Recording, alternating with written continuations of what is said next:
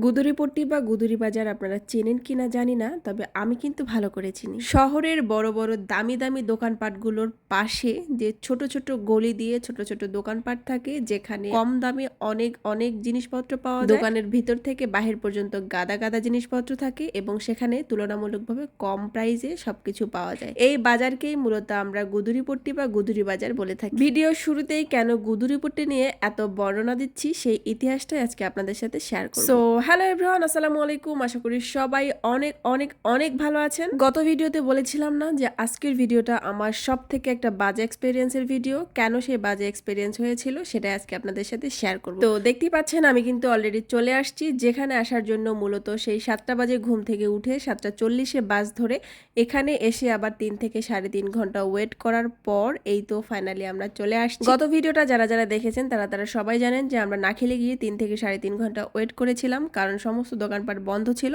তো এতক্ষণ ওয়েট করার পরে একটু একটু দেখছিলাম যে একটু একটু দোকানপাট চালু হওয়া শুরু হয়েছে। তো এই যে দেখতে পাচ্ছেন আমরা একটা গলিতে চলে আসছি। আজকে যে কাজের জন্য আসছি এটা মূলত এই গলিতে বা এই গুদুরিপট্টির এই ছোট ছোট দোকানগুলিতেই মূলত পাওয়া সম্ভব। তো এই যে দেখতে পাচ্ছেন আমরা আসছি মূলত পাঞ্জাবি কিনতে, যেহেতু ঈদের আগের দিনের ভিডিও এটা, এর পরের দিনই হচ্ছে ঈদ। তো এর আগে অনেক বড় বড় মার্কেটে দেখেছি, খুঁজেছি, কিন্তু এখানে পাঞ্জাবি খুবই একটা টাফ ছিল মেলানো, কারণ এখানে কেন জানি না পাঞ্জাবি পাওয়া যায় না। আমি এটা বুঝি না যে একটা মুসলিম কান্ট্রিতে ঈদের দিনে তো সবাই পাঞ্জাবি পরে, এটা হোক বাংলাদেশি, ইন্ডিয়ান, পাকিস্তানি, যেই দেশেরই হোক না কেন পাঞ্জাবি তো পরতেই হয় বা সবাই পাঞ্জাবি পরে। কিন্তু এখানে কেন জানি না, মানে আমরা যে এরিয়াতে থাকি রাসেল খাইমাতে, এখানে অনেক অনেক দোকানপাটে খুঁজেছি, অনেক বড় বড় শপিং মলে খুঁজেছি, কিন্তু কোথাও পাঞ্জাবি আমি দেখি নাই বা পাঞ্জাবি কোথাও অ্যাভেলেবেল নাই। আর হঠাৎ থাকলেও সেগুলা হচ্ছে 2-একটা কালেকশন থাকে, আর সেই কাপড়গুলোও কেন জানি না মানে আমাদের বাংলাদেশের মতো না, এগুলো সব ইন্ডিয়ান মানে সিল্ক ম্যাটেরিয়ালের মধ্যে। তো এগুলো হচ্ছে আমরা অভ্যস্ত না। তো যাই হোক, তারপরেও পাওয়া গেলে তো সেটাই নিতাম, যেহেতু ঈদের জন্য জরুরি। তো তাদের বাবা ছেলের কিন্তু পাঞ্জাবি আছে, কিন্তু আমার কেন জানি না মন সায় দিচ্ছিল না যে ঈদের দিন বাবা ছেলে আগের পাঞ্জাবি পরবে বা যে পাঞ্জাবি গত ঈদে পরেছে সেটা পরবে। তো এজন্য আমি ভাবছিলাম যে যাই হোক, আজকে কিনতেই হবে, এটা যেমনই হোক, যে মানে কম দামি হোক বেশি দামি হোক, দেখতে যেমনই হোক, যেহেতু কালকে ঈদ, কালকে তোমাদের নতুন কাপড় পরতেই হবে। তো মেইনলি তার জন্যই আর কি তাড়াহুড়ো করে যাওয়া আর এতক্ষণ ওয়েট করার পর এই দোকানপাটগুলিতে যাওয়া। তো এখানে যে দেখতে পাচ্ছেন যে দোকানপাটগুলিতে আজকে এসেছি, এগুলো হচ্ছে ম্যাক্সিমাম দোকানই হচ্ছে বাংলাদেশের, মানে বাঙালি। তো এখানে হচ্ছে বাংলাদেশ থেকে বিভিন্ন যে ধরনের কাপড় চোপড় এনে ওরা এখানে বিক্রি করে।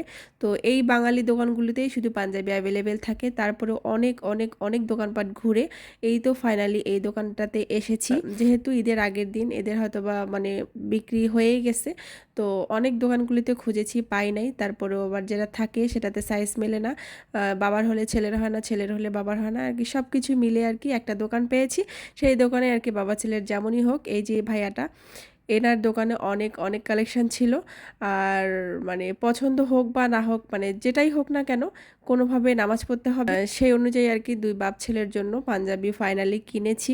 বসে বসে একটা কথাই চিন্তা করছিলাম যে বাংলাদেশে কখনো আমাদের সাথে এরকম হয়নি, বাট এই বিদেশের মাটিতে আজকে প্রথম এরকম একটা অবস্থা মুখোমুখি হলাম।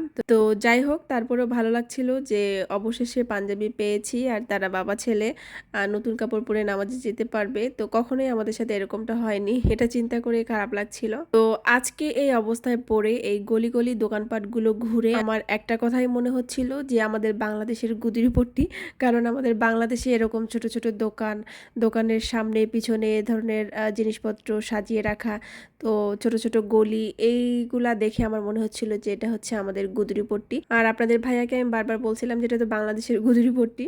তো যাই হোক, এই গুদুরিপট্টি থেকে দেখতেই পেলেন বাবা ছেলের জন্য ঈদ শপিং। তো কেমন হয়েছে সবাই জানাবেন, আর এই বাজারের সাথে কে কে পরিচিত অবশ্যই কমেন্ট করে জানাবেন।